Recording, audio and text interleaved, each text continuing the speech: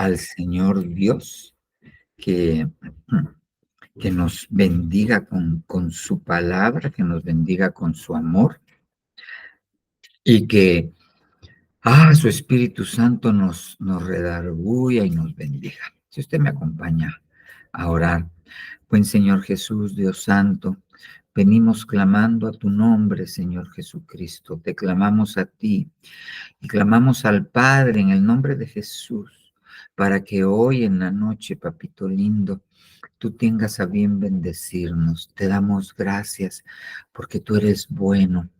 Te damos gracias porque tu misericordia ha sido nueva en nosotros cada mañana. En el nombre de Jesús, gracias, Padre.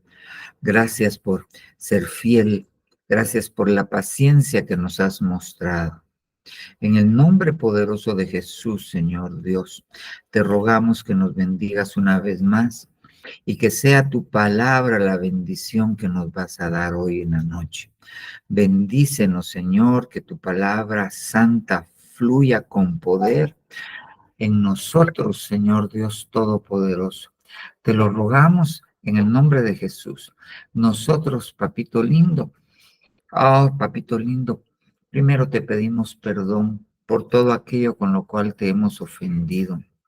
Perdona, Señor Dios, y te rogamos que ese sacrificio de Cristo nos sea imputado a nosotros nuevamente, que nos sea, oh Señor, que sus beneficios nos cubran, Señor, y que esa sangre preciosa, papito lindo, esa sangre santa del Cordero de Dios, borre de nosotros todo pecado, toda maldad, toda iniquidad, Señor, toda transgresión. Nosotros, Señor, queremos oír tu palabra y aprenderla, y para ello te rogamos que nos permitas llevar nuestra mente en el nombre de Jesús cautiva a la obediencia en Cristo Jesús, por favor, Señor. Gracias, Padre, gracias, Hijo, gracias, Espíritu Santo. En el nombre de Jesús. Amén, amén y amén. Hermana Karina, le dejo el tiempo. Amén, muchas gracias. Buenas noches, hermanos, Dios los bendiga. Voy a iniciar a compartir la pantalla, si me dan permiso. Sí, por favor. Gracias. Si me da permiso el administrador. Ahí está, muy bien.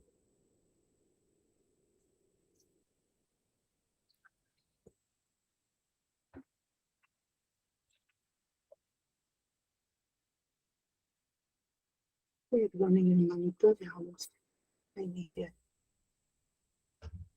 El tema de hoy que les voy a compartir es la fe. Vamos a dar por iniciado sabiendo que la fe es, ahora bien, la fe, la certeza de lo que se espera y la convicción de lo que no se ve. Nosotros no andamos por vista, sino por fe. Hay cosas que aún no vemos, cosas que ya hemos visto por la voluntad del Señor y nos movemos por lo que creemos que Él hará y por lo que ya ha hecho y por lo que sigue haciendo en nuestra vida. Acá les dejo la definición de lo que es la palabra fe en el original, en el griego 4102. Ahí pueden ustedes tomar su anotación de lo que es la fe, que es persuasión, credibilidad, confianza. Está en el sistema de seguridad, creencia, creer, fe. Ahí les dejé una referencia que está en el libro de los Hechos 24:24. Algunos días después, viniendo Félix con Drusila, qué bonito nombre, su mujer, la cual era judía, llamó a Pablo y oyó de él la fe que es en Jesucristo. Cuando nosotros pensamos en fe, sabemos que son cosas que no son humanas, no es algo humano lo que nosotros creemos, es algo que Dios nos ha mostrado, que Dios nos ha prometido, que Dios nos ha dicho. Para empezar, el primer acto de fe que nosotros hacemos como cristianos, o antes de ser cristianos, es oír el evangelio expuesto por un ministro y decir, yo creo en lo que están diciendo. Tomar esa palabra y dar un paso de fe al aceptar a Cristo. Pero así, en el caminar del cristiano hay muchas veces que nos topamos con cosas que es imposible creer a la mente humana. Pero cuando le agregamos fe, ese detallito, ese ingrediente, podemos creer. Procedo al siguiente. Acá dicen, en Eclesiastés hay algo que es difícil de creer. Vamos a ver este contexto, Eclesiastés 11:5. Como no sabes cuál es el camino del viento, o cómo se forman los huesos en el vientre de la mujer encinta, tampoco conoces la obra de Dios que hace todas las cosas. Nosotros no tenemos pleno conocimiento de todo, cómo lo hace Él, pero tenemos la fe de que todo lo que hace obra para bien. También hay otra versión muy bonita, Biblia Jubileo 2000. Como tú no sabes cuál es el camino del Espíritu, ya no dice el viento, dice Espíritu. O cómo crecen los huesos en el vientre de la mujer encinta, así ignoras la obra de Dios, el cual hace todas las cosas. Ninguno de nosotros antes, cuando se escribió, no creo que haya habido una manera de ver cómo se formaba. Y aún así no entienden el misterio de cómo el Espíritu de Dios le dio vida a un ser humano dentro del vientre de la mujer. Pero si leemos acá, dice, como tú no sabes cuál es el camino del Espíritu, cómo crecen los huesos en el vientre de la mujer encinta, acá podemos ver un misterio del Señor, un misterio que ha sido revelado a sus ministros, que ha sido revelado, que ha venido a ser parte de nuestro conocimiento. Y es que el espíritu del ser humano se aloja en los huesos. El espíritu, o viento, como le llama la otra versión, es el ruah. Si miran la explicación, dice que es por semejanza de aliento, es decir, una exhalación sensible. Cuando nosotros respiramos, hacemos dos movimientos, dos acciones. Inhalar, que es cuando jalamos lo que vamos a respirar, el oxígeno, y exhalar, cuando sacamos todo lo que hemos ingresado a nuestros pulmones luego de que hace su función. Me gustaría que pusiéramos esto en nuestro corazón, este ruah. ¿Por qué? Porque con ese aliento el Señor nos dio la vida. Perdonen ahí por los mensajitos, pero lo tengo abierto en mi teléfono. Continuamos. En Ezequiel 37:5, así dice el Señor. Esto es cuando el profeta estaba delante del Señor, estaba en ese momento que él estaba explicando, le dijo, ¿crees que estos huesos secos van a volver a vivir? Y el profeta, con toda sabiduría y con todo temor, dijo, tú lo sabes. Y el Señor lo envía y le dice, profetiza sobre estos huesos, profetiza, diles así, como cuando el papá está animando a su hijito, ¿verdad? Hace esto, haz lo otro para que él vaya encaminándose. Así también el Señor le dice al profeta, profetiza, y le dice, así dice el Señor a estos huesos, voy a hacer que entre en ustedes, aquí está la palabra clara, aliento de vida, para que tengan vida de nuevo. ¿Quiénes eran esos huesos secos? Porque era multitud, era muchísima gente, y de hecho lo llaman ejército. ¿Por qué lo llamarían ejército? No eran simplemente huesos secos, eran de un ejército, pero estaban secos. ¿Qué pasó? ¿Por qué estaban secos? Porque dejaron de tener vida, dejaron de vivir. ¿Y qué es lo que daba vida? El espíritu. Aquí hay un misterio. Cristo fue el que nos dio vida, nos resucitó nuestro espíritu. Entonces ese ejército que estaba así, éramos nosotros. No teníamos vida, no teníamos ese aliento que nos hiciera vivir. ¿Por qué? Porque nuestro espíritu estaba muerto. Necesitábamos esa resurrección. Por eso nuestro Señor Jesucristo, cuando Él iba a morir, ¿qué fue lo que le dijo al Padre? En tus manos encomiendo mi espíritu. Mi vida es la vida, ¿verdad? Del ser. Y sus huesos no fueron tocados porque ahí era donde habita el espíritu. ¿Y qué hizo Jesús inmediatamente después de encomendar al Señor su espíritu? Exhaló. ¿Y qué es lo que ocurrió cuando exhaló? Sacó ese aliento de vida que nosotros necesitábamos para vivir nuevamente. Entonces el profeta aquí estaba viendo algo impresionante, estaba viendo lo que el Señor iba a hacer con nosotros, que nos iba a resucitar con el soplo de su boca. Y en ese momento fue el soplo de su boca para expirar aparentemente, porque ese expirar de él, ese sacar ese aire, ese ruaj, fue el que despertó en nosotros de nuevo la vida para todo aquel que lo quisiera recibir, porque la fe es creer que nuestro Señor Jesucristo fue el que se entregó por nosotros para pagar por nuestros pecados, por todo lo que hemos hecho, y nos volvió a la vida. Todo aquel ejército que estaba muerto ahora está vivo. Los que hemos recibido a nuestro Señor Jesucristo estamos listos nuevamente. Otra vez cobramos vida, otra vez se nos formaron los tendones, se nos dio la fuerza. En ese gozo de su salvación tenemos la fuerza, tenemos la vida. Creció nuevamente en nosotros todo lo que había sido muerto por el enemigo, todo aquello que había sido destruido volvió nuevamente a tomar vida y a florecer en nosotros. Y el profeta vio algo tremendamente impresionante. Fue la vida que nos dio el Señor. Ahora vamos a continuar hacia adelante. Les voy a recordar algo acá. Les voy a recordar a José. José, por mucho tiempo, anduvo en las manos de Moisés. En Génesis 50:24 dice, y José dijo a sus hermanos, yo me muero, mas Dios ciertamente os visitará y os hará subir de acuesta. Aquí dice, esta versión es un poco antigua. De acuesta tierra, dice, a la tierra que juró a Abraham, a Isaac y a Jacob.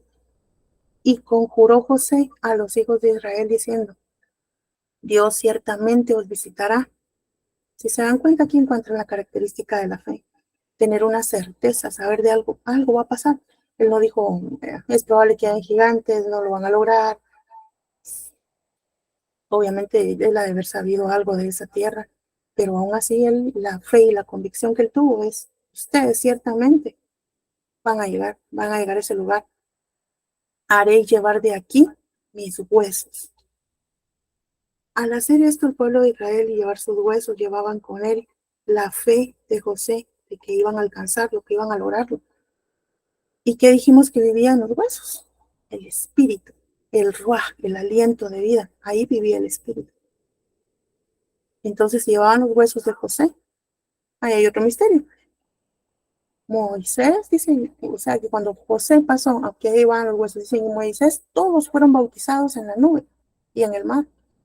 Y como nos ha enseñado nuestro apóstol, ¿verdad? ¿Qué significa todos? Todos. Ahí no dice los que hicieron esto, los que hicieron, no hace una distinción, dice todos. Y ahí llevaban los huesos de José.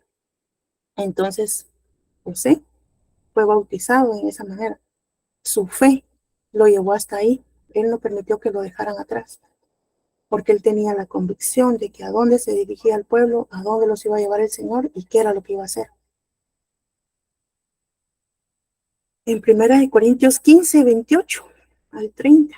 Y cuando todo haya sido sometido a luz, a él, entonces también el Hijo mismo se sujetará a aquel que sujetó a él todas las cosas, para que Dios sea todo en todos. De no ser así, ¿qué harán los que se bautizan por los muertos? Si de ninguna manera los muertos resucitan, ¿por qué entonces se bautizan por ellos? En todo ese libro de 1 Corintios venía el apóstol Pablo llamando la atención por diversas cosas que se habían presentado y manifestado en la iglesia. Si leemos los títulos de cada pasaje ahí, en todo venía él llamando la atención. Cuando llega acá, esperaríamos también, ¿verdad? Que ya venían en línea regañando, pues que también regañara por eso, ¿verdad? Pero no les llama la atención al respecto de eso. En cuanto a Romanos 6:5 dice, porque si hemos sido unidos a él en la semejanza de su muerte, ciertamente lo seremos también en la semejanza de su resurrección. A nosotros bautizarnos, estamos haciéndonos igual al Señor, estamos haciendo lo que Él hizo. Él se entregó, Él murió en ese momento y nosotros también morimos. Nosotros morimos a lo que fuimos, a lo que nosotros estábamos acostumbrados a hacer. Nosotros ya no hacemos lo mismo. Hay cosas por las que antes se tenía un gusto y ahora no tenemos el gusto de hacerlo. Hay pecados que antes eran deleitosos y ahora, por el Espíritu del Señor, nosotros tenemos la capacidad de rechazarlos. Tenemos la capacidad de decir, esto ya no lo voy a hacer, esto lo aborrezco. Algunas cosas no, Algunas cosas aún se quieren levantar y tener vida, pero para eso vino el Señor, ¿verdad? Para eso vino el Hijo del Hombre, para que nosotros podamos vencer, porque dice la palabra del Señor, todo lo puedo en Cristo que me fortalece. En ese todo va unido a todas aquellas cosas que nosotros, contra las cuales nosotros luchamos y en algún momento decimos, no, no lo he alcanzado, ¿verdad? Y en ese proceso vamos en ese caminar de lograr matar todo aquello que nosotros no queremos que surja en nosotros. ¿Pero por qué? Por fe. Porque nosotros creemos que lo que viene más adelante es glorioso, es poderoso, que no es digno de compararse. Sin embargo, nosotros no hemos alcanzado ese nivel de decir, ya, esto no sirve. Algunas cosas todavía nos inquietan, no debería ser así. Algunas cosas nos quitan la paz, algunas cosas nos hacen no sentirnos cómodos, no sentirnos que lo vamos a lograr, pero debemos de creerlo que sí lo vamos a lograr, así como José. Él dijo, vamos a llegar y yo voy a llegar con ustedes y voy a ser partícipe de esa alegría. No me dejen aquí, ¿verdad? Entonces, nosotros también tenemos que luchar para que junto con el pueblo lleguemos nosotros también a alcanzar esas promesas que por el momento se ven un poco distantes, pero un día van a ser una total realidad. Pastor Elías, por favor, me cuenta del tiempo. Ya puse un cronómetro, pero le encargo. En Hebreos 11:23, por la fe, Moisés, cuando nació, fue escondido por sus padres. ¿De quién fue la fe? De sus padres. No era de él, era una fe que venía de sus padres. Por la fe fue escondido durante 3 meses porque vieron que era un niño hermoso y no temieron el edicto del rey. Cuando tenemos fe, el temor es disipado. Ellos, por cuanto tenían fe, lo escondieron. Y por esa misma fe derrotó todo temor. Nosotros podemos tener la confianza y la certeza de que si estamos haciendo todo aquello conforme el Señor nos llamó, no tenemos por qué tener temor. Podemos caminar derechos, podemos caminar con paz, confiados como se confía un niño en los brazos de su mamá. Tuvieron fe. Eso fue lo que hicieron los papás de Moisés. Tuvieron fe, lo escondieron, no tuvieron miedo, tuvieron la certeza de que todo iba a salir bien. ¿Qué fue lo que le ministraron al niño? Fe. Le ministraron fe para salir de Egipto. Y esa fe acompañó a Moisés. Lo acompañó hasta lograr todo aquello que Dios lo había llamado a hacer. Está en Hebreos 11:27. Ya los 15, pastor. Por la fe salió de Egipto sin temer la ira del rey, porque se mantuvo firme como viendo al invisible. Entonces, ¿cómo fue que fue sembrada esa fe en el corazón de Moisés? Por sus padres. Nosotros tenemos la capacidad como padres de sembrar en nuestros hijos la confianza, la certeza, la fe. Lastimosamente también lo opuesto, porque si no, ellos nos miran que nosotros no creemos. Pues, la fe en ellos. Amén. Amén. Gracias, hermana Karina, que el Señor le bendiga Amén. abundantemente. Vamos a ver, habría que dejar de compartir Muy bien. para poder. Ok, muy bien. Bueno, voy a compartir pantalla y vamos a estudiar un poquito la palabra. Yo quisiera platicarle de algo que me llamó muchísimo la atención. Yo quería hablar un poquito de las ordenanzas, que en el antiguo pacto hay 613 ordenanzas. Uy, ¿qué está haciendo esto?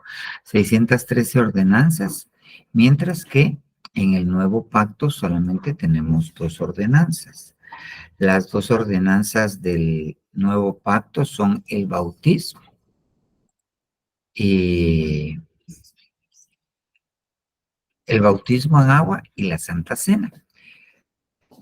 Y quería tocar algunos puntos de esto, pero estudiando esto me encontré con algo que le quiero compartir y que creo que son algo que tenemos que entender. Ahorita le pongo la presentación para que se le quite esa sensación de espejo, y solo voy a ver quién me presta un par de audífonos para poder conectar mi teléfono, para poderlo ver en el teléfono. Y mi cargador, porque creo yo que no. ¿Sí me oyen? ¿Alguien que me auxilie aquí en esta casa?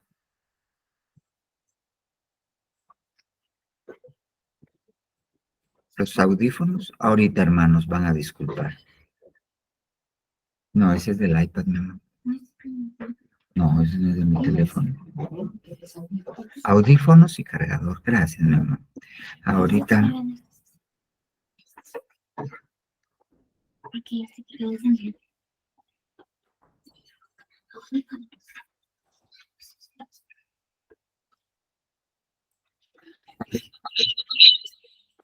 Ahí va, ya.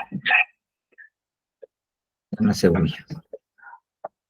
Bueno, miren pues, voy a tocar algo sobre el bautismo y sobre la Santa Cena que quiero dejar en claro, pero yo me encontré con esto, con esta palabra en la Biblia, y es la palabra exactitud. Entonces ya vamos a entrar, pero para poderme dar a entender, primero quiero darle un ejemplo. Mira pues, la distancia entre la Tierra y el Sol. Esto está sacado de una revista que se llama Ciencia Física.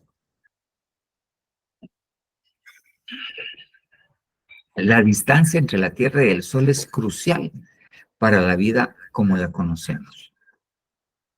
El consenso actual es que la zona habitable del Sol comienza aproximadamente a 0.95 unidades astronómicas. Una unidad astronómica es la distancia que hay desde la órbita de la Tierra al Sol. Esa es la unidad astronómica. Ok. Por lo que si la Tierra se acercara a menos de 0.95, ¿ok? Unidades astronómicas, el Sol estaría fuera de la zona habitable. O sea, la Tierra está en el lugar exacto para que la vida, como la conocemos, exista. Si se mueve 0.05 unidades astronómicas, ya no puede haber vida. Si se acerca 0.05 unidades astronómicas al Sol, la Tierra se quema, o sea, el calor sería insoportable. Si se aleja esas 0.5 o punto 10, se vuelve un refrigerador. Entonces, la Tierra está exactamente donde está. La otra referencia se la voy a decir, no la logré encontrar en lo que tenía acá, y es que los eclipses suceden por el tamaño de la Tierra, el tamaño de la Luna y la distancia al Sol. Si la Tierra estuviera más lejos o más cerca del Sol, o la Luna midiera un poquito más o un poquito menos, no existirían los eclipses. Es más, se sabe que al menos en lo que se logra ver claramente, en el sistema solar, la Tierra es el único planeta en el cual se presenta el fenómeno de los eclipses. Y es interesante esto porque los eclipses, Dios los usa para fechar eventos escatológicos. Entonces, Dios tiene una exactitud milimétrica. Si nos vamos a lo pequeño, usted se admiraría de cómo algo pequeñísimo, de un nanómetros, la centésima parte de un milímetro, Cómo algo de ese tamaño cabe exactamente en algo diferente y por eso usted puede mover un brazo o ver, es increíble. La exactitud de Dios es maravillosa. Ok, ahora mire pues, fíjese bien, esta es una Biblia Martín Nieto, Romanos 9:28, porque pronto y con exactitud. Cuando uno va a la palabra en el griego, se puede traducir exactitud. El Señor cumplirá en la tierra su palabra. O sea que Dios la va a cumplir con exactitud en el tiempo y va a pasar lo que Él dijo que iba a pasar con exactitud. Ok, entonces Dios es exacto. Dios es exacto. Ahora mire pues, mire esto. Hechos 18:24, Biblia de las Américas. Llegó entonces a Éfeso un judío que se llamaba Apolos, natural de Alejandría, hombre elocuente, que era poderoso en las escrituras. Este, Apolos, había sido instruido en el camino del Señor y siendo ferviente de espíritu, hablaba y enseñaba, mire, con exactitud las cosas referentes a Jesús, aunque solo conocía el bautismo de Juan. Entonces, mire las características de este hombre. Elocuente, o sea, era, o sea, se sentía a oírlo, se sentía uno abrumado por el hombre, era elocuente, era poderoso en las escrituras. Había sido instruido en el camino del Señor, era ferviente en espíritu y enseñaba con exactitud las cosas referentes a Jesús, aunque solo conocía el bautismo de Juan. Ahora le voy a leer el versículo siguiente. Y comenzó a hablar con denuedo en la sinagoga, pero cuando Priscila y Aquila lo oyeron, lo llevaron aparte y le explicaron con mayor exactitud el camino del Señor. Ok. Entonces, cuando nosotros vemos que Apolos sabía con exactitud lo referente al Señor Jesús, esa palabra exactitud se dice en el griego akribos. Mientras que cuando ya le enseñan con mayor exactitud, esa palabra se dice acribesterón. Ok, entonces, eso lo puse aquí. Mire pues, Apolos era un hombre tremendo. Ya le repetí, elocuente, instruido en el camino de Dios, ferviente en espíritu, poderoso en las escrituras, enseñaba que no, con exactitud. Pero solo conocí el bautismo de Juan el Bautista, el bautismo por arrepentimiento. Entonces, tiene que llegar Priscila y Aquila. Ahí le puse a Priscila una figurita de mujer, porque no son dos hermanitas, es Priscila, que quiere decir anciana, y Aquila es su esposo, que quiere decir águila. ¿Ok? Entonces lo oyeron y dijeron a este Apolos, qué buen predicador. Ja. Pero no tiene la total exactitud en lo que está diciendo. Entonces vinieron ellos y le hablaron con mayor exactitud acerca de lo que él estaba hablando. Había cosas que Apolo no sabía. Y erraba en una cosa, en el bautismo. Yo quiero hablarle de la exactitud, pero quiero hablarle porque tiene mucha relación. Quiero hablarle del bautismo. Y para eso tenemos que entender lo siguiente. Mire pues, Colosenses 2:12. Habiendo sido sepultados con él, ¿con quién? Con Jesús, en el bautismo, en el cual en el cual que en el bautismo también habéis resucitado con él por la fe en la acción del poder de Dios que le resucitó de entre los muertos. Entonces, cuando nosotros hablamos del bautismo, estamos hablando de un cambio de dimensión total para nuestra vida. En el bautismo somos sepultados con él, pero esto no es como una enseñanza nada más. Esto es algo que sucede cuando uno se bautiza. Y cuando salimos del agua, somos resucitados. Ahora bien, yo quisiera ponerle un poquito de más suma a esto. Mateo 28:19. Fíjese bien. Id pues y haced discípulos de todas las naciones. Perdón. Id pues y haced discípulos de todas las naciones, bautizándolos en el nombre del Padre, del Hijo y del Espíritu Santo, enseñándoles a guardar todo lo que os he mandado. Y he aquí, yo estoy con vosotros todos los días hasta el fin del mundo. Muy bien, ahora fíjense bien. Mire este mi esquema. Ok, aquí está el que se va a bautizar.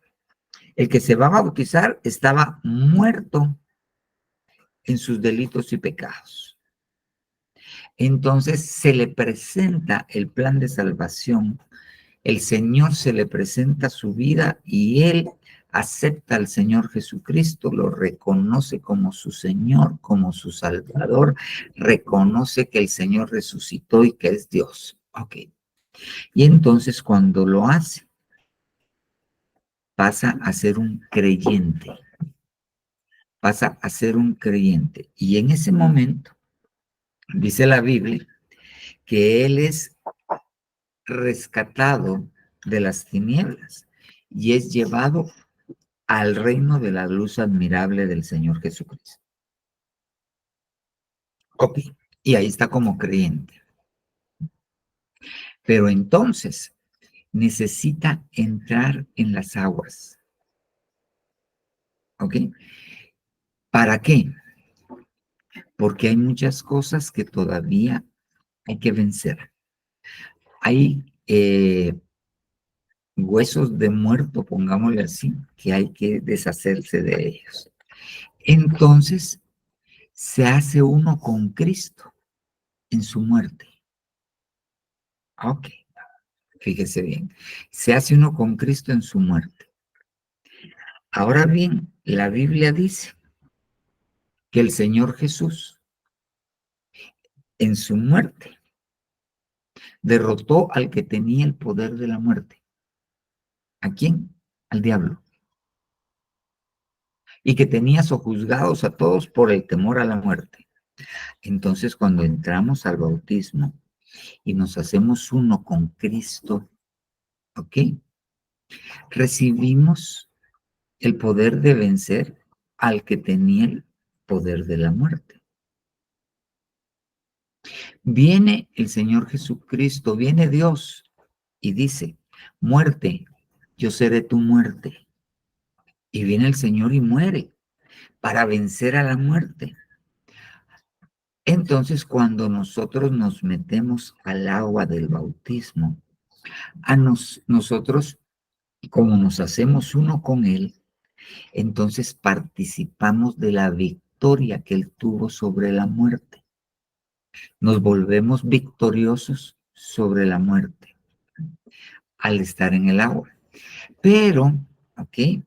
Al salir del agua, dice que así también nos hacemos uno con Él en su resurrección. Eso es lo que dice el versículo. Entonces, el creyente entra, se hace uno y muere con Cristo en el agua y resucita. Pero como leí el segundo versículo de Mateo 24, ir y hacer discípulos bautizándolos. Entonces, cuando el creyente sale del agua, no solamente sale resucitado, algunos de los beneficios del bautismo, sino que sale con la capacidad de convertirse en un discípulo. Y entonces, de ahí, como discípulo, puede empezar a entender las cosas con mayor exactitud. Apolos no había, Apolos solo conocía el bautismo de Juan, se había bautizado en el bautismo de Juan, pero no se había bautizado en el nombre de Jesús.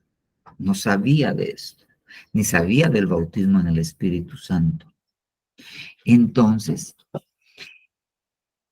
ser creyente, aunque uno sepa mucho, sin estar bautizado, y acuérdense que es un solo bautismo que tiene 7 facetas. Entre esas facetas, el bautismo del Espíritu Santo. Entonces, si nosotros no conocemos, si no participamos de esto, no tenemos toda la exactitud que Dios quiere que nosotros tengamos. Y entonces yo lo regreso al ejemplo que le puse al principio. Ok, si la Tierra está a 0.5 unidades astronómicas más cerca, se achicharra. Si está 0.5 más atrás, se congela. Entonces, si el cristiano no está en la exactitud que Dios quiere para su vida, se achicharra, se quema, peca o se enfría.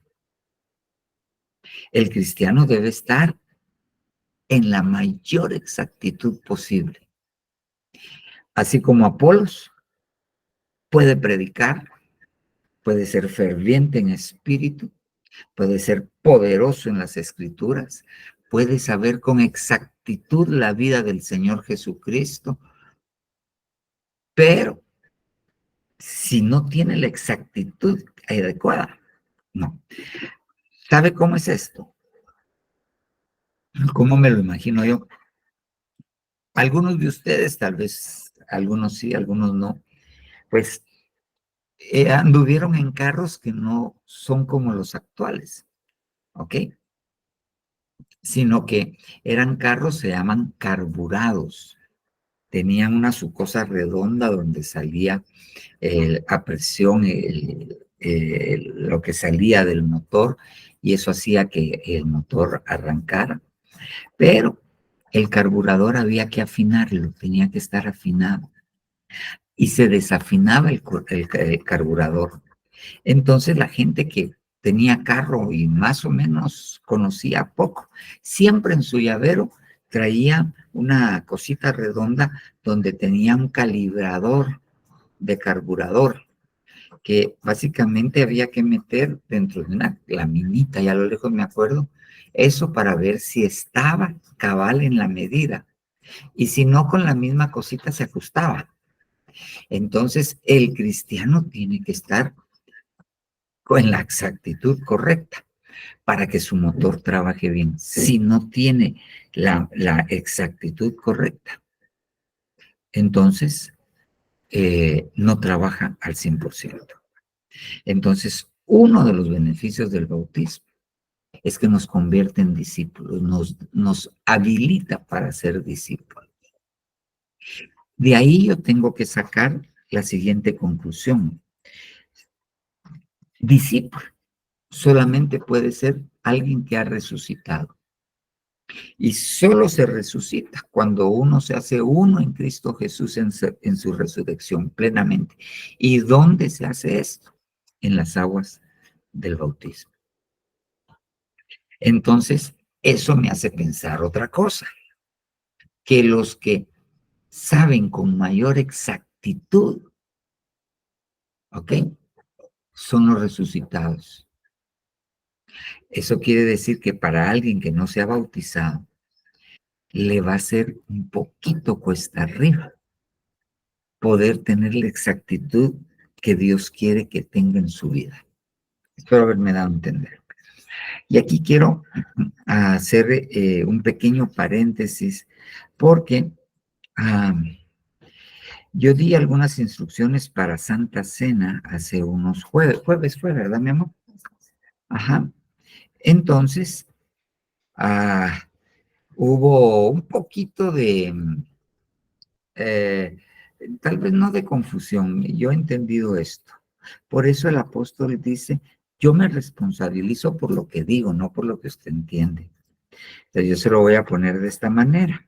Hace algunos años, el apóstol quería hacer un resumen de 2 temas y citó a todos los que estábamos en el área de doctrina, que nos reuniéramos los diáconos del área de doctrina, las ayudas de diáconos y los ancianos, y las ayudas de anciano, para ponernos de acuerdo y redactar unos temas. Uno de ellos eran los 4 jinetes del Apocalipsis. Todos habíamos oído al apóstol, todos habíamos enseñado de esto, pero cuando empezamos a hablar y a ponernos de acuerdo, yo me di cuenta que si bien estábamos hablando de la misma cosa, algunos tenían una óptica y no equivocada acerca del tema, otros tenían otra óptica diferente acerca del tema, otros habían entendido otra óptica acerca del tema, y éramos unas 14 personas, y entonces nos dimos cuenta que sin estar equivocados, habíamos agarrado la parte que se nos había hecho rema y las otras no las habíamos tomado en cuenta. Entonces fue terrible podernos terminar de poner de acuerdo, pero gracias a Dios lo hicimos. Entonces, cuando uno da una instrucción o explica algo, cada quien agarra su pedacito que le es más familiar o entiende o entendió esa vez. Y a veces esto, pues, cuando ya se pone en acción, ya causa un poquito de dificultades con otras personas que no oyeron el tema. En base a esto, me han dicho que por qué permito que gente que no esté bautizada tome la Santa Cena. En primer lugar, lo que yo tengo que decirle, la Biblia dice, el apóstol nos ha enseñado en base a la Biblia, el apóstol Pablo dice en la Biblia, en cuanto a quién toma y no toma la cena del Señor, dice, júzguese cada uno a sí mismo. Júzguese quiere decir que cada quien decida, que se juzgue si la toma o no la toma. ¿Ok? Si hay alguien en pecado y yo sé que que él está en pecado, yo lo vi que anda con otra de la mano que no es su esposa y llega a la iglesia y pide Santa Cena, yo no tengo el derecho de negársela. Él se va a juzgar a sí mismo. ¿Ok? Porque, ¿qué es la Santa Cena? Sino también en parte una herramienta para poder vencer al pecado y ser limpiados por la sangre del pacto. Entonces, no puedo yo decir, este no se la toma porque está en pecado. Yo no sé si él llegó ese día, se arrepintió, oyó el mensaje y dijo, hoy es mi oportunidad de dejar esto. Yo no se la puedo quitar. Ok. Por ejemplo, volviendo al que no está bautizado. Ok. ¿Es pecado que tome Santa Cena alguien que no está bautizado? No es pecado. No es pecado. ¿Qué es lo que sucede? Cuando nosotros nos bautizamos, ¿ok? Nos hacemos uno con su muerte y uno con su resurrección. Entonces, esta ordenanza, la primera ordenanza, el bautismo, ¿ok? Nos habilita para poder recibir en su plenitud la otra ordenanza que es la Santa Cena.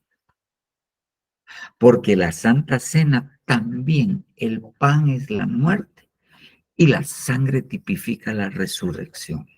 Entonces, es como que cuando se mete al agua, le ponen un receptor, le ponen su trasto ahí para que pueda recibir la plenitud de los beneficios de la Santa Cena. Si no se ha bautizado, no tiene ese receptor y probablemente la Santa Cena no le va a dar la plenitud de los beneficios que tiene.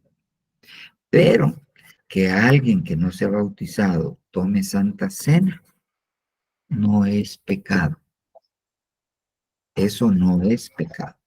Y si yo miro a alguien que no se ha bautizado y está tomando Santa Cena, ¿ok?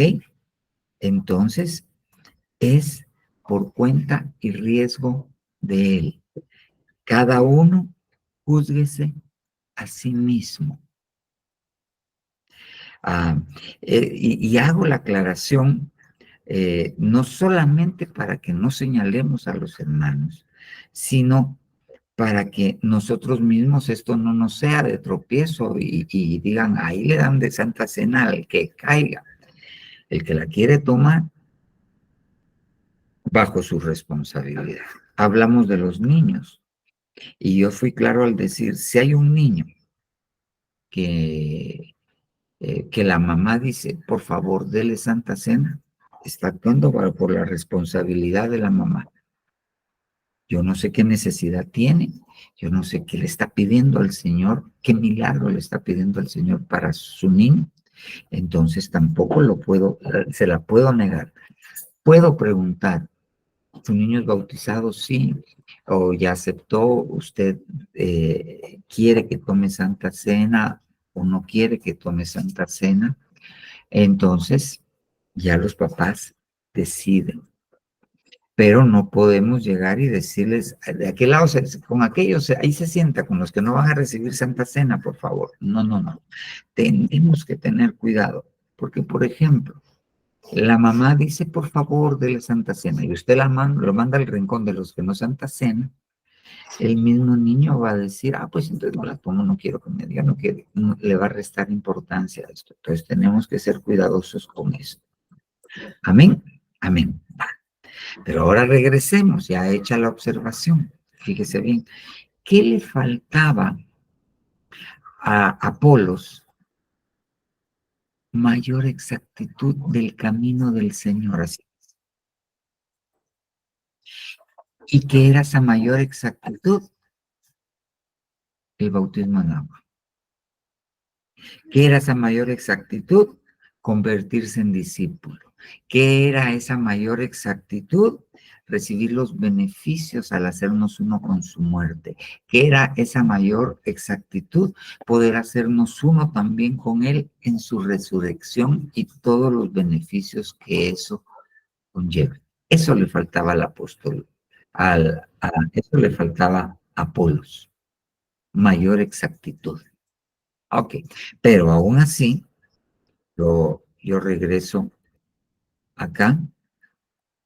Apolos era elocuente, instruido en el camino del Señor, ferviente en espíritu, poderoso en las escrituras, y enseñaba con exactitud, se lo voy a regresar, las cosas referentes a Jesús. Enseñaba con exactitud las cosas referentes a Jesús.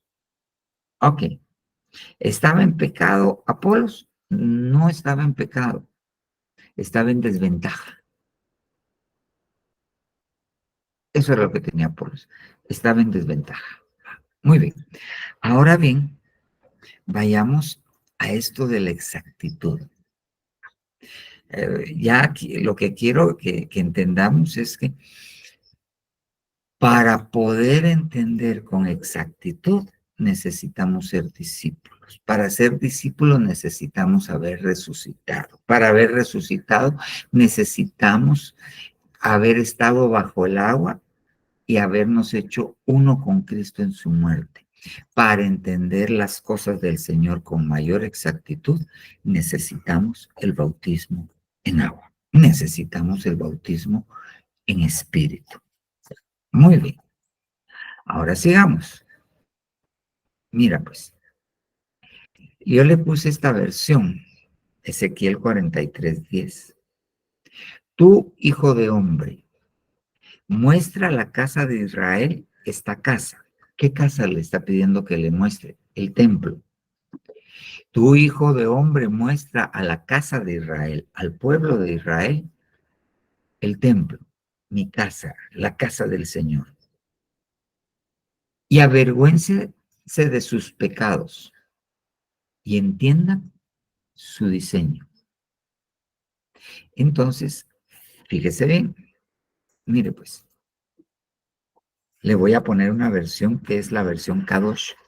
Y tú, Ben Adán, tu hijo de hombre, describe esta casa, el templo, la casa del Señor, a la casa de Israel, para que ellos se cesen de sus pecados, dejen de pecar, y que ellos midan con exactitud. Lo regreso al versículo anterior. Y entiendan su diseño. Ok. Entonces, para poder entender con exactitud lo referente a la casa del Señor, ¿qué tengo que hacer? Dejar de pecar.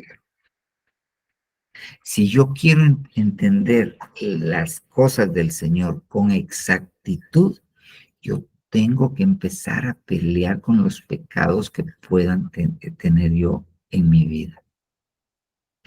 Porque si no, va a ser más difícil que yo lo entienda. Así lo entendió el traductor de la Biblia, Kadosh. Regresó a la del oso. Tu hijo de hombre muestra a la casa de Israel esta casa. Cuando se la muestren, se van a avergonzar de sus pecados.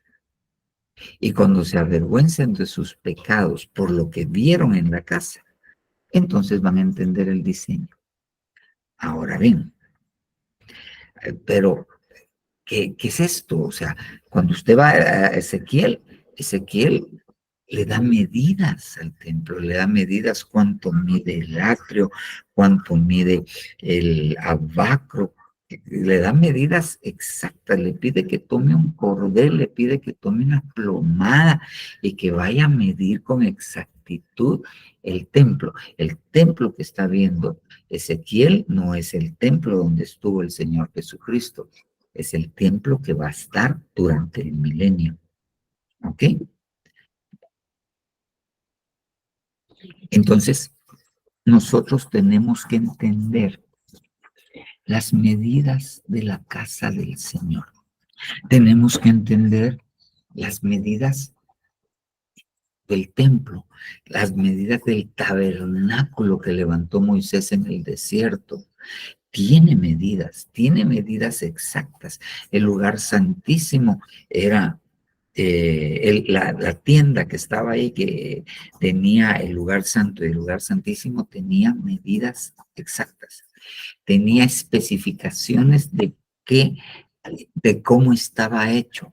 Tenía especificaciones de lo que iba a cubrir esa tienda que estaba dentro de aquellas paredes que se habían levantado con tela, piel de marsopa, tenía carmesí, cada una de esas cosas tiene un mensaje para nosotros. Obviamente, las medidas del altar del sacrificio, lo que se hacía, todo tenía exactitud. Solo le pongo un ejemplo. Para poder entrar a ministrar al lugar santo y al lugar santísimo, el que iba a entrar, el sacerdote que iba a entrar, se tenía que lavar sus manos y su cara. Pero al fondo del lavacro estaba rodeado de espejos. Entonces, cuando él se acercaba a lavar su cara, ¿qué era lo que miraba? Miraba su cara, miraba su situación. ¿Qué quiere decir eso? Que nosotros tenemos que acercarnos al lavacro de la palabra, porque ahí lo que había era agua, pero tenemos que ver cuál es nuestra situación, cuál es, cómo estamos, si nos rasuramos, si no nos rasuramos, si nos cortaron bien el pelo, qué defectos tenemos. Tenemos que estar conscientes de esto y para poder después lavarnos con el agua de la palabra y que no, y ser limpiados de todo aquello que Dios quiere que nos limpiemos. Solo ese mensaje que hay en el lavacro, se llamaba, que era el lugar donde ellos se iban a lavar su cara antes de entrar. Tenemos que saber que el candelabro que estaba en el lugar santo, cuando uno mide, porque dice explícitamente la cantidad de adornos que tenía cada uno de los brazos, la cantidad de adornos que tenía la caña central, y cuando uno cuenta cuántas flores dice que debería de tener, cuántos frutos debería de tener, entonces cuántas hojas, cuántos flores y cuántos frutos suman exactamente 66. ¿Y de qué me está hablando eso? De los 66 libros de la Biblia. Medidas exactas, medidas exactas. Y podríamos hablar de una serie de cosas de medidas exactas. Entonces, nosotros tenemos un patrón, y ese patrón es la casa del Señor, ese diseño es la casa del Señor, teniendo en cuenta que nosotros nos vamos a convertir en templos o somos templo del Espíritu Santo. Entonces nuestras medidas tienen que ser exactas. Si yo, ok, se lo voy a poner de esta manera, nosotros somos espíritu, alma y cuerpo, ¿ok? Muy bien. Si yo le hago un esquemita, voy a ver si, yo creo que sí voy a poder hacerlo acá. Vamos a ver, aquí estamos. Voy a estar ahí viendo lo que yo voy a hacer. Ok, muy bien. Voy a quitar esto de acá. Ok.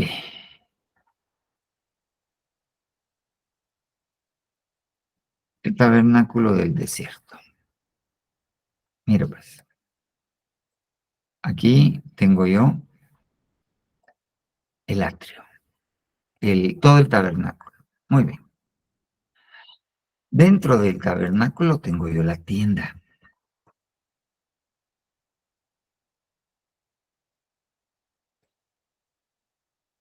Y la tienda se divide, eso es lo que se llama la tienda.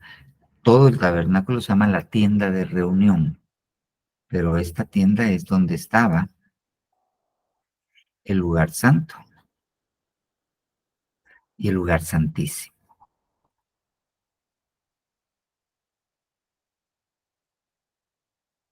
Fíjese bien.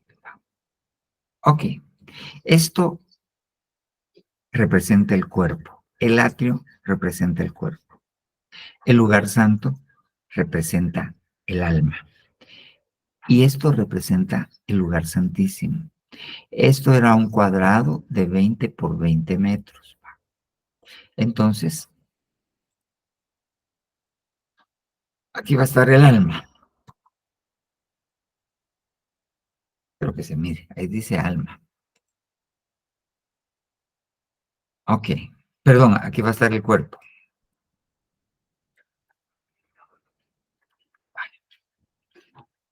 Aquí va a estar el alma. Aquí va a estar el alma. Todo tenía sus medidas. Y aquí va a estar el espíritu. Ok, muy bien. Humano. ¿Qué pasa si yo cambio las medidas y hago esto? Y hago más grande el lugar santo que el lugar santísimo. ¿Qué pasa si les cambio las medidas? Estoy dando lugar al alma. Le estoy dando, entonces soy un almático. Tengo medidas de almático. No tengo medidas de espiritual. ¿Ok? Ahora, ¿qué pasaría si yo le cambio las medidas que el Señor dio a las cortinas y a esto, al atrio y todo? Ok, yo sé que va a pensar usted, no le estoy diciendo que está gordo, no le estoy diciendo eso. Yo lo que estoy diciendo es que si cambia las medidas y le da más de lo que debe darle al cuerpo, entonces usted no es almático, usted es carnal. Yo le tengo que dar la medida justa que Dios dijo que le diera a cada una de estas cosas, con exactitud. Él dio medidas. Él no desprecia nuestro cuerpo, pero tiene una medida. Él no desprecia nuestra alma, pero tiene una medida. Él no desprecia nuestro espíritu, pero tiene una medida. Entonces, ¿qué les está diciendo a ellos? Conozcan con exactitud las medidas del tabernáculo del templo, ¿ok? Para que no se vuelvan carnales, para que no se vuelvan almáticos, sino para que sean espirituales. Pero eso lo tengo que saber yo con exactitud. Ahora, obviamente, esto tiene una interpretación. Hay unos estudios que ha dado el hermano, hoy, ¿cómo se llama? Ay, se me va, Mario Rivera, extraídos de libros que son judíos. Por ejemplo, el templo que levantó Salomón, cuando uno lo mira de lado, y él lo levantó, en donde Jacob se quedó dormido y vio ángeles que subían y bajaban y dijo, esto no es más que casa de Dios, y le puso aquel por nombre Betel. Entonces, cuando uno lo mira de lado y ahí hay una roca donde estaba construido, es un hombre que está durmiendo sobre una roca. Ese es Jacob. Increíble. Cuando uno mire lo que dicen, parece un hombre con brazos y piernas y que tiene medidas antropométricas, son las medidas normales del cuerpo, muy ajustadas, muy similares a lo que mide un cuerpo humano. Espero haberme dado a entender. Le voy a preguntar a mi discípula que la tengo cerca. Ella siempre me dice que sí, pero sabe porque me quiere mucho entonces. Ok. Y que ellos midan con exactitud. Que ellos midan con exactitud. Tenemos que medir con exactitud. Nosotros somos templo del Espíritu Santo. Entonces tenemos que tener medidas exactas del templo. Usted va y encuentra a un hombre. Ay, ¿cómo se llamaba este rey? La cosa es que él va a visitar al rey de Damasco. Y cuando se da cuenta, en Damasco, ellos tienen un altar del sacrificio, con unas medidas diferentes al altar del sacrificio que está en Jerusalén y que Dios le dio los planos y las medidas a David. ¿Ok? Es más grande okay. Y el mar de bronce, que es el lavacro, solo que ya en el templo de Salomón se llama el mar de bronce, que estaba sostenido sobre los lomos de 12 bueyes. Viene y al ver el de Damasco, lo quita de encima de los bueyes y lo pone en el suelo. Le cambió las medidas al sacrificio, porque el altar del sacrificio tipifica el sacrificio de Cristo, y cambió de posición, de exactitud, y puso en el suelo donde los sacerdotes se iban a lavar. Les bajó la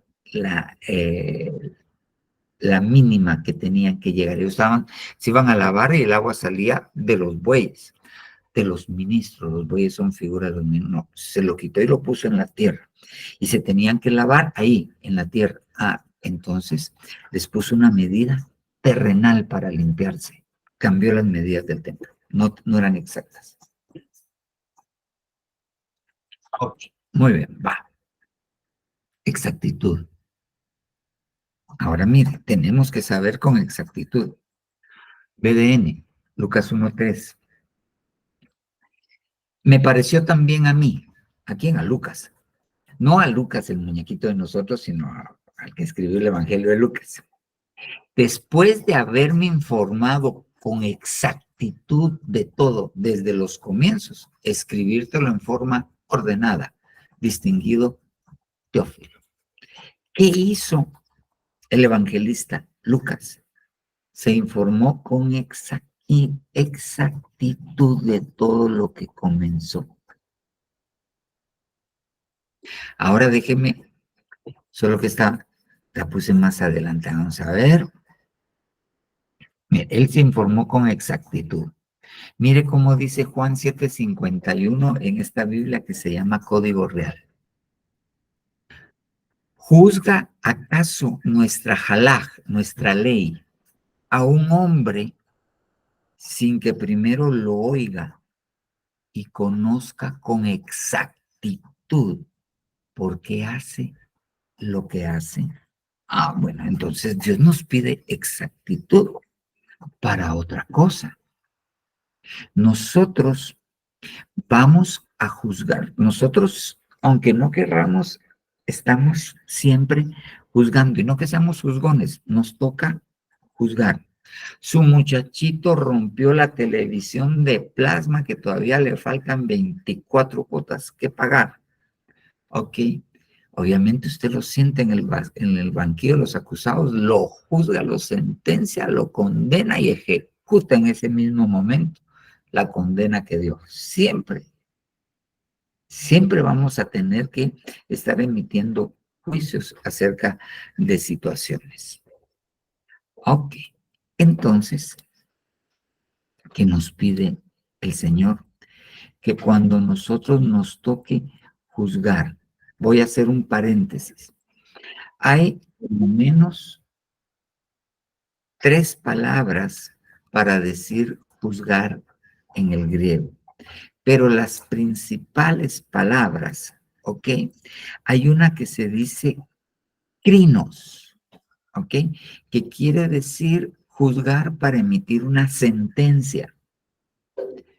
Y hay otra que se llama criterión, que es juzgar para tener un criterio acerca de la situación. La primera, la crinos, emite sentencia y condena. El crinos evalúa la situación y saca conclusiones para luego actuar.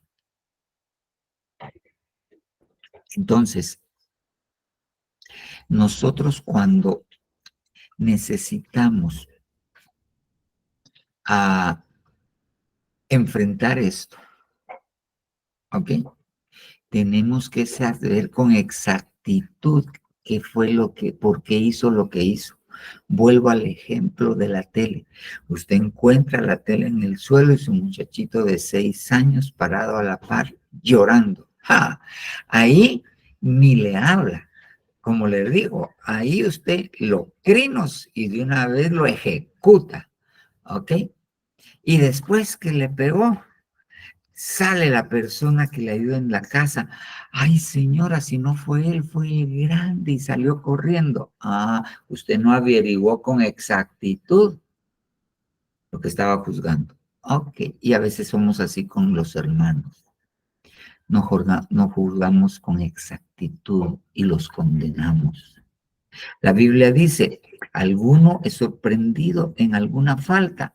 Vosotros que sois espirituales, restauradlo con espíritu de mansedumbre. ¿Ok? Pero la Biblia también dice que de algunos arrebatarlos del fuego. A unos convenced, a otros arrebatarlos del fuego, pero de otros tened misericordia, aborreciendo aún la ropa contaminada por su sangre. Exactitud. No puedo aborrecer la ropa del que tengo que convencer. No tengo que aborrecer al que tengo que rescatar, ni tengo que convencer a aquel que tengo que tener misericordia y alejarme de él. Entonces necesito exactitud. ¿Ok? Si no, o lo achicharramos con el ejemplo que le puse, o lo enfriamos. En buen chapín, ni tanto que queme al santo, ni tampoco que no le alumbre. ¿De acuerdo? Va. Ahora, mire esto. Y con esto voy terminando. Fíjese bien, mire esto. Vamos a ver. No, este es. Aquí está. No, este es Lucas. Proverbios 22-21. Aquí está.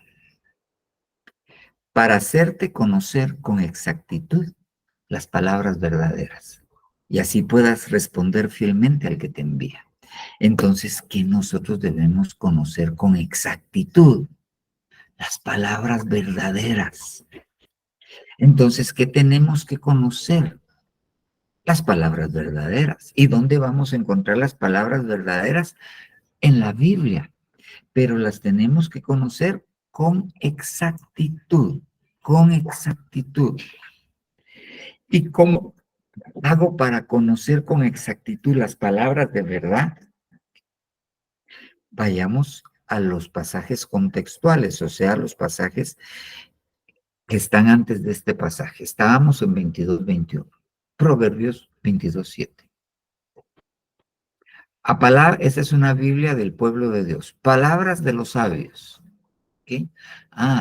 Entonces, ¿quiénes tienen las palabras verdaderas? Los sabios. ¿Quiénes dice la Biblia que son los sabios? ¿A quiénes tenemos que poner atención?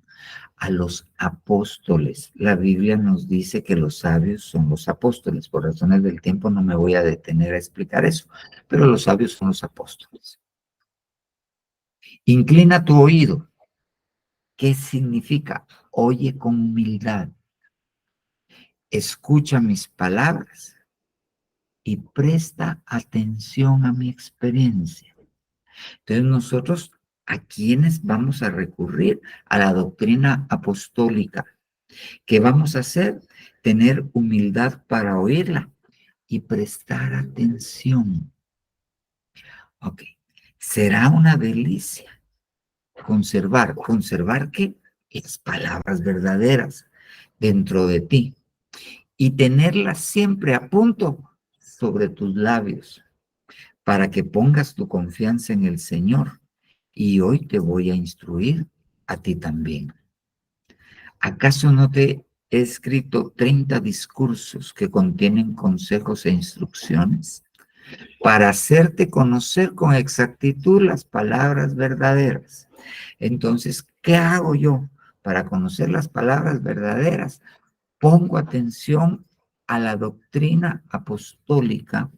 Soy humilde para escuchar. Presto atención, no oigo como oír llover. Ya que presté atención, las conservo dentro de mí y las hablo. Pongo mi confianza en el Señor. ¿Ok? Y entonces, y leo.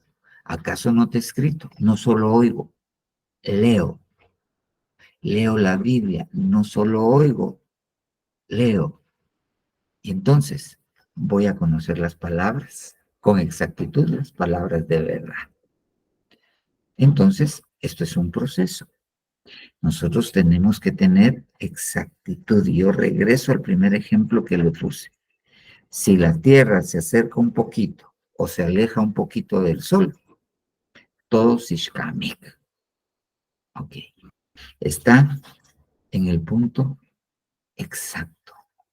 ¿Dónde tenemos que estar nosotros? En el punto exacto. Tenemos que ver cómo está nuestro templo.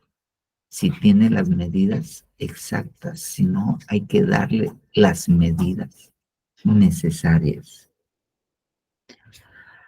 Amén. Amén y amén.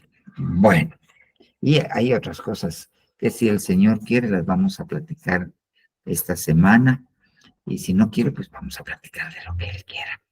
Entonces, yo quisiera saber si me logré dar a entender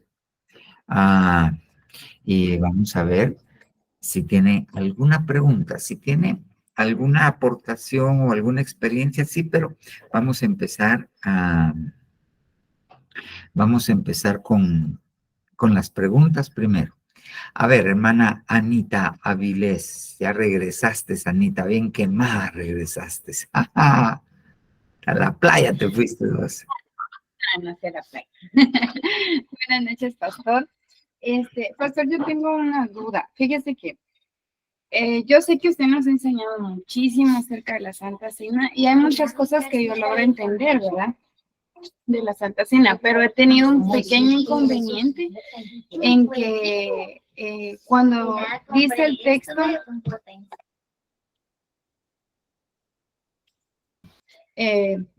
cuando la Santa Cena dice, leí el texto, pero dice que comemos el pan, tomamos la copa, pero hay algo que dice, ¿cómo dice esa parte? Cuando lo comen con juicio, no recuerdo. Discerniendo el cuerpo del Señor. Eso. Yo quiero que me explique, que me haga el gran favor de explicarme qué es discernir, cómo lo aplico yo. Es que ahí es donde, tal vez yo lo puedo entender para mí, pero es que a veces yo me he topado con ese temita y yo no lo puedo explicar porque no tengo, como quien dice, algo de referencia, ¿verdad? Entonces, yo quisiera saber. Para podértelo explicar, te voy a dar dos conceptos que hay acerca de la Santa Cena o lo que los católicos dicen la comunión. ¿Ok? Los católicos, ellos consagran, el sacerdote ora por el pan y ora por el vino. Y ellos dicen que al consagrarlo en ese momento, la hostia, ellos le llaman hostia, que en el griego también es hostia, ¿verdad? Pero bueno, se convierte literalmente en el cuerpo del Señor Jesús. Es por eso que ellos tienen unas hostias grandes consagradas y las meten dentro de una urna que alrededor tiene un sol, ¿okay? Y es lo que le llaman el Santísimo Sacramento. Ellos, en su doctrina, ellos dicen que allí está literalmente el cuerpo de Jesús. Es por eso que cuando ellos le ministran la hostia a sus feligreses, ponen abajo un platito de oro para que ahí caiga. Entonces se llevan el platito, después se lo dan al sacerdote y él ya lo echa en el vino que se va a tomar y la copa tiene que ser una copa de oro. Porque ellos en su doctrina dicen que ahí está la sangre del Señor.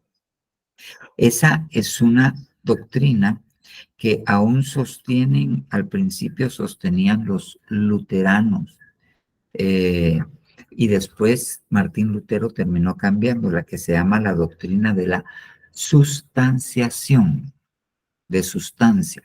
Ese pan y esa sangre se convierten cuando las consagran, ahí está el cuerpo, cuerpo, y la sangre del Señor. Muy bien. Ahora bien, la doctrina que maneja la Biblia, que se logra ver en la Biblia, es la doctrina de la consubstanciación. ¿Ok? ¿Qué es esto? Esto es que cuando el pan y la copa están en la mesa, ¿ok? Representan el cuerpo y la sangre de Jesús. Pero que cuando nosotros lo comemos y bebemos el vino, dentro de nosotros se convierte espiritualmente en el cuerpo y la sangre de Jesús. Ok, va. Entonces,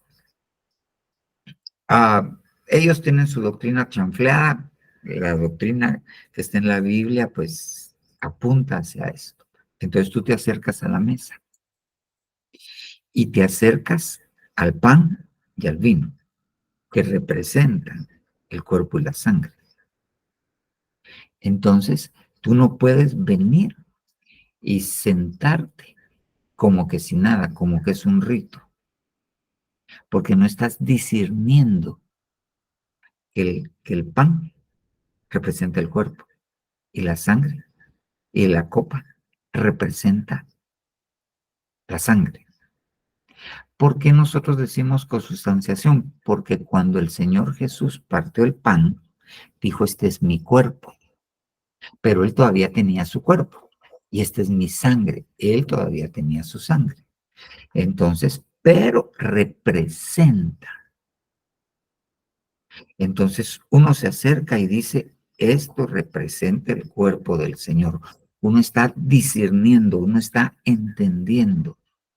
Esto es el cuerpo del Señor. O sea, esto representa. Cuando me lo coma, espiritualmente se va a transformar dentro de mí en el cuerpo y la sangre. Ok.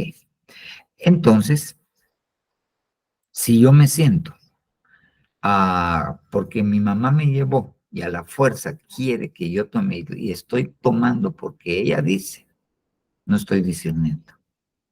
Lo estoy tomando porque lo estoy tomando. ¿Ya? Entonces, es por eso que cuando se le da a niños, es bajo la responsabilidad de los papás. Ellos pueden discernir por ellos y pedirle a Dios que les haga un beneficio. ¿Ok? Entonces, pero eso es discernir, entender lo que estás haciendo. Te estás sentando a la mesa del Señor. Esto representa, eso es santo. Y si lo menosprecias, estás menospreciando el cuerpo y la sangre. Y dice que aquellos que habiendo degustado de los dones celestiales, se echaron para atrás, pisotearon la sangre y no hay más perdón para ellos. Entonces cuando la gente come indignamente, quiere decir que no discernió el cuerpo de Cristo. No dijo, no, aquí esto representa al Señor, yo lo voy a tratar con el debido respeto y con el debido temor. Entonces los que comen indignamente son los que no disciernen. Y entonces algunos que lo han hecho así, están enfermos. Unos debilitados, otros enfermos y otros, Dios, al ver la falta de respeto, los cortó. O sea, les quitó la vida. Entonces, eso es discernir. O sea, estar consciente de lo que vas a hacer. Amén. Prácticamente, es decir, discernir es saber el valor que tiene esto, el poder que también va a ser el efecto que va a ser en mí, ¿verdad? Porque pues lo precioso que tiene la Santa Cena, ¿verdad? Que es algo bien, bien amplio, porque fíjese que también antes a mí me habían enseñado que la Santa Cena en cierta iglesia, en su manual de doctrina, lo tienen como una ceremonia. ¿Como una? Sí, ceremonia. Un ritual. Y lo practicaban tal vez una vez al año o allá cada 2 años, una Santa Cena. Entonces, y yo siempre, como le digo, entendí lo que me dijo y sí entiendo. Entonces ahora, ya logro entender porque yo siempre me hacía bolas, pero ¿cómo? ¿Qué será eso? O sea, ¿qué me chivolaba? Muchísimas gracias, pastor. La verdad que sí le entendí lo que me explicó. Muchas gracias. Bueno. Y le va a hacer una pregunta. Amén. Papá, buenas noches, bendiciones. Hermana Elena, Dios le bendiga, qué bueno verla. Amén, papá.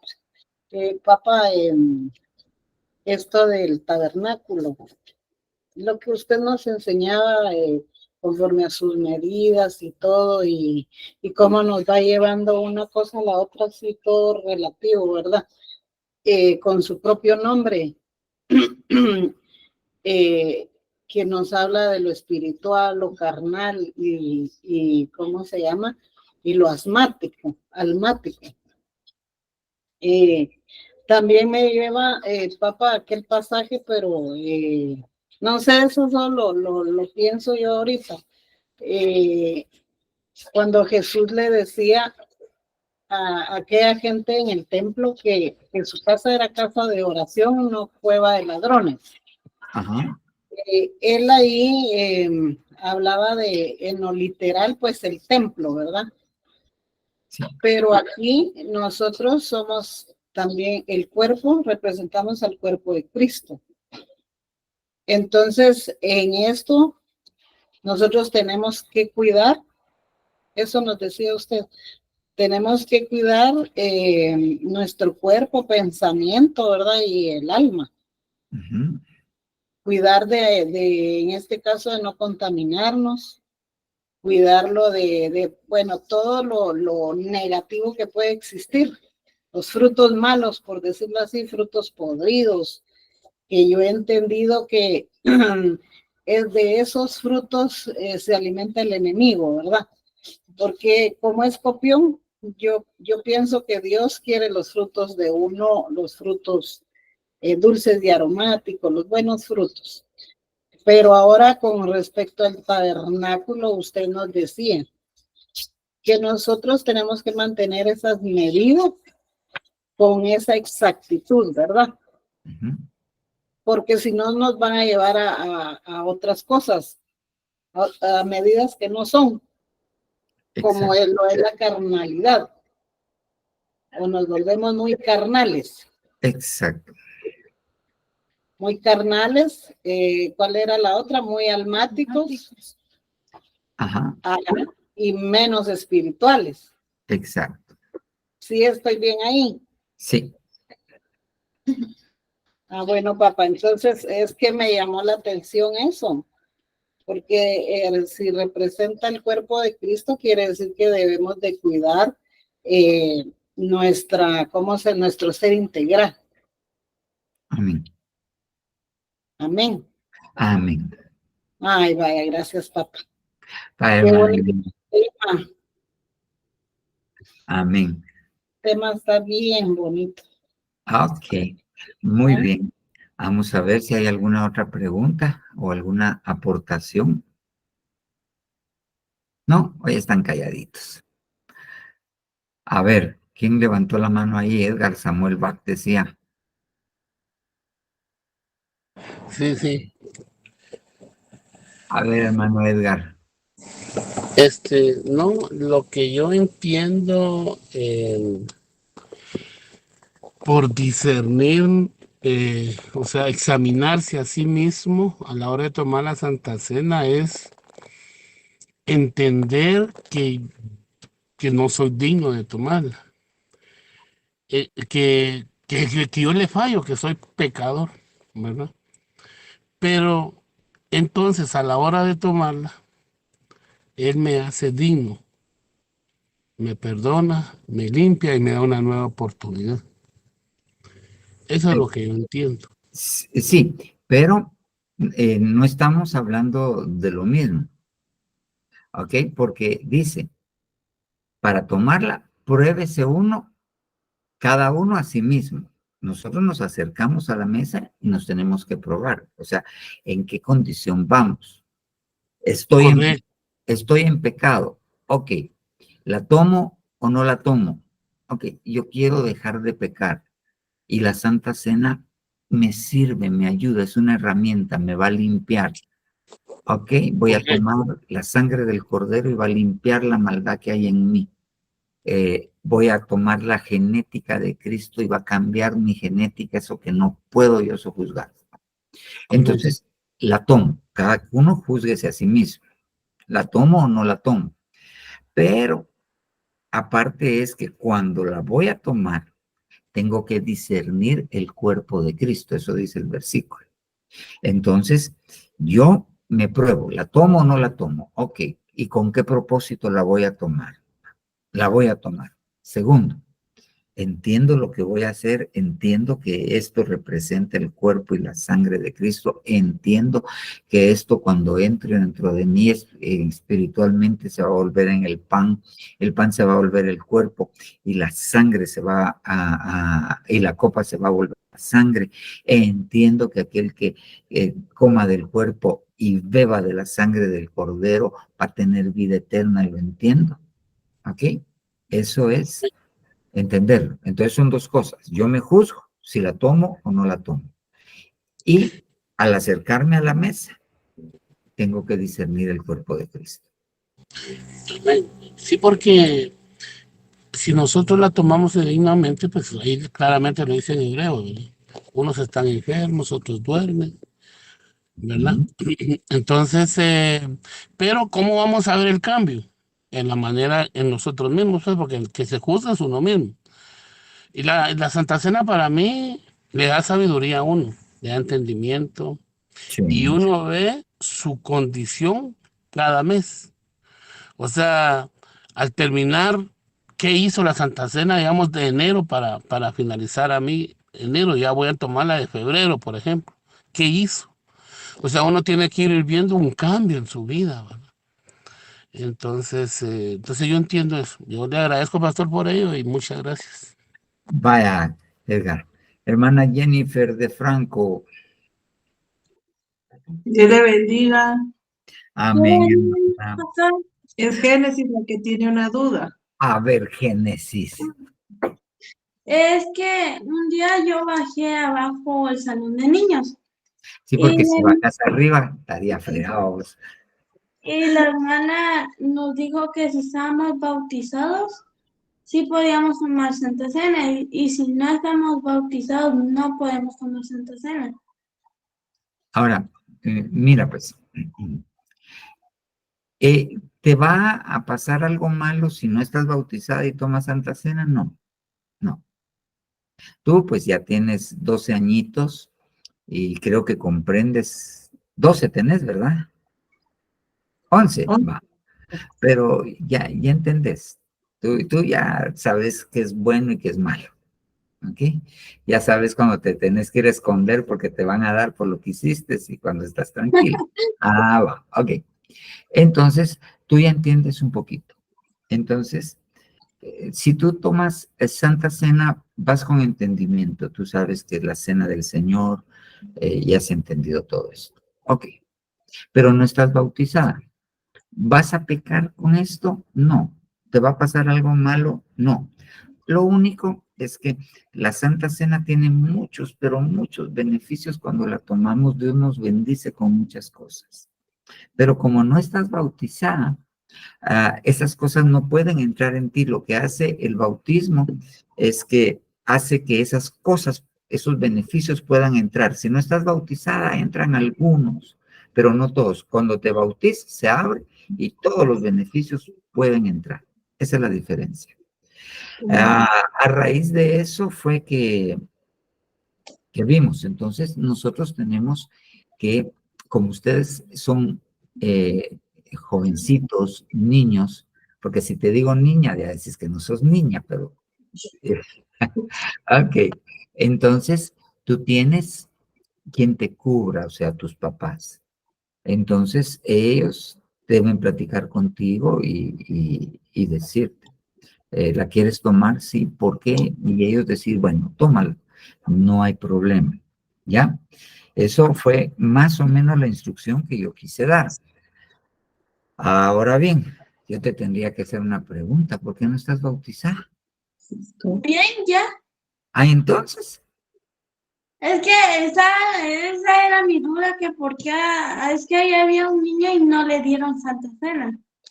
sí, o sea, hubo un poquito, pero tenemos, ya mi esposa habló con los maestros y ya vamos a ir corrigiendo esto. Siempre que hacemos un cambio o algo, siempre pasan cosas así. Es normal en todos lados y hay que irlas corrigiendo. Amén. Gracias, pastor. Dios lo bendiga. Vaya, Dios te bendiga, Génesis. Gracias, pastor. Va, hermana Jennifer.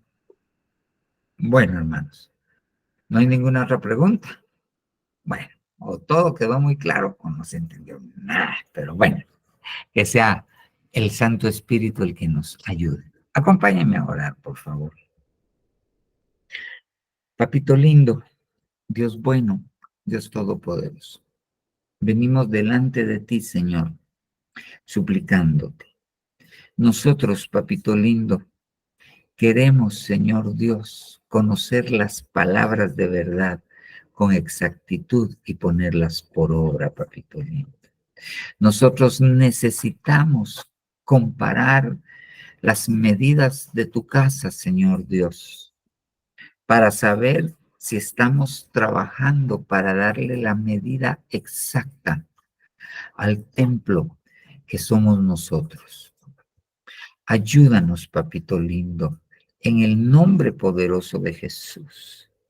Oh, sí, Señor Dios, aunque los beneficios del bautismo, que tal vez no conocíamos y que ahora estamos entendiendo, podamos, Señor Dios, venir y pedirte que se haga vida en nosotros para poder, Padre Santo, alcanzar aquello que tú quieres que alcancemos, para que conozcamos con exactitud el camino de Dios, tus pensamientos, qué es lo que quieres que hagamos, qué es lo que quieres que dejemos de hacer, qué es lo que necesitamos ayuda de tu parte para poder, Señor Dios, caminar hacia la perfección tuya. Te lo rogamos en el nombre poderoso de Jesús. Gracias, Padre, gracias, Hijo, gracias, Espíritu Santo. Amén, amén y amén. Amén, hermanos. Que Dios les bendiga abundantemente. Nos seguimos viendo con la ayuda de Dios